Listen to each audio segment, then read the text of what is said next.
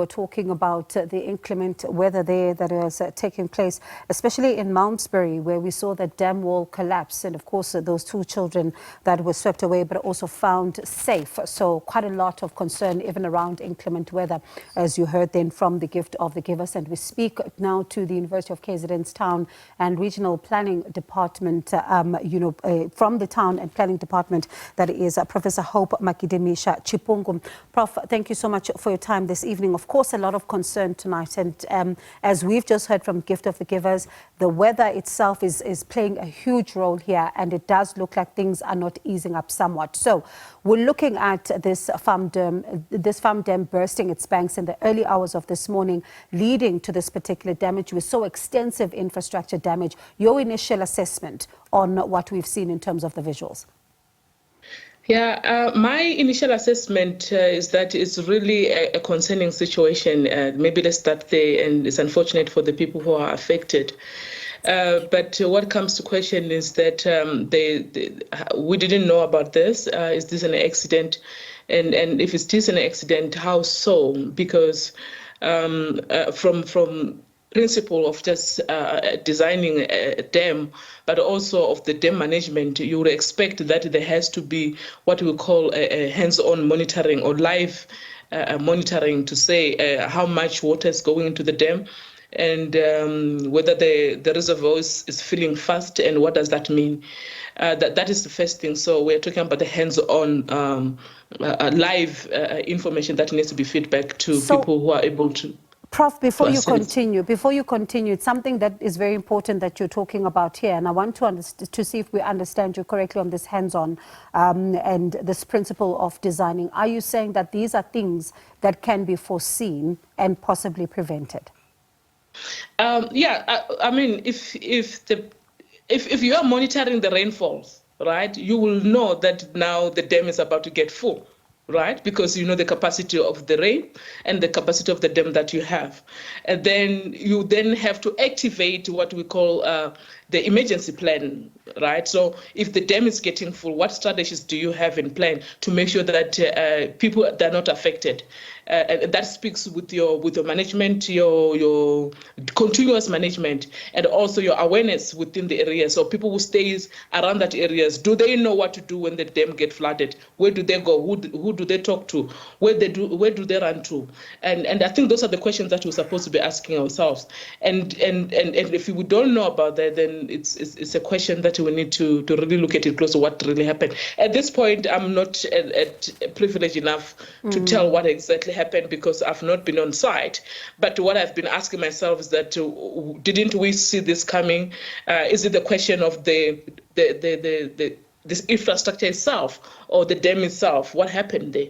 Yeah, and I'm going to get to the infrastructure issue in just a moment. So we just heard from the gift of the givers, and you're raising some pertinent questions tonight. They also talk about another dam that, could potentially be at risk as well. And that's where officials are now focusing all their attention to ensure that things don't get to this particular level. So when it comes into that, how do you move in terms of planning and ensuring that it doesn't burst its walls and thus putting people at risk? What systems do you put in place?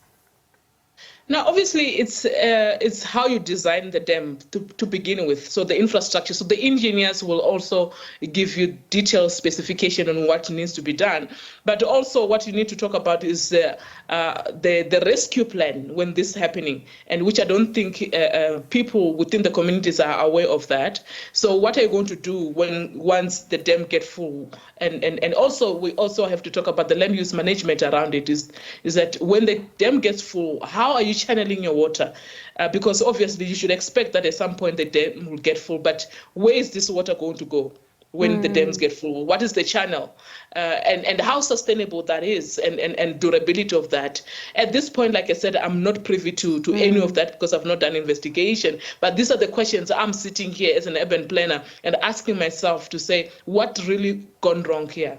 And you're asking pertinent questions because, I mean, these are some of the questions that we need answers to, especially when it comes to infrastructure, as you've raised before, to say that, is this, telling us that maybe infrastructure may have been old, possibly crumbling, not able to withstand the pressure, or does it speak to the strength of the water that could have damaged infrastructure this badly? Exactly, and you're raising a very important point, because it could be because the infrastructure itself of the dam, maybe it was aging, which I have no facts at this point, but also it could be maybe the capacity, the amount of rain which was coming was unprecedented, and therefore it was not anticipated that we will get to a point where we will have so much force coming from rains. So at this point, I have no clear direction of what's going on, but those are the questions that we need to be getting answers from. So what happened? I'm surely at the end of the day, someone needs to tell us what went wrong there. And also because these questions will be important when it comes to answers, especially because now we're hearing that, more rainfall continues and really there are some serious issues here. But let's talk on a broader scale. When it comes to town planning, and we're seeing a lot of inclement weather right now and making things difficult, what goes then into the planning of different municipalities, different government departments and all of that right now to ensure that they also do prepare for some of these severe weather patterns that we've seen?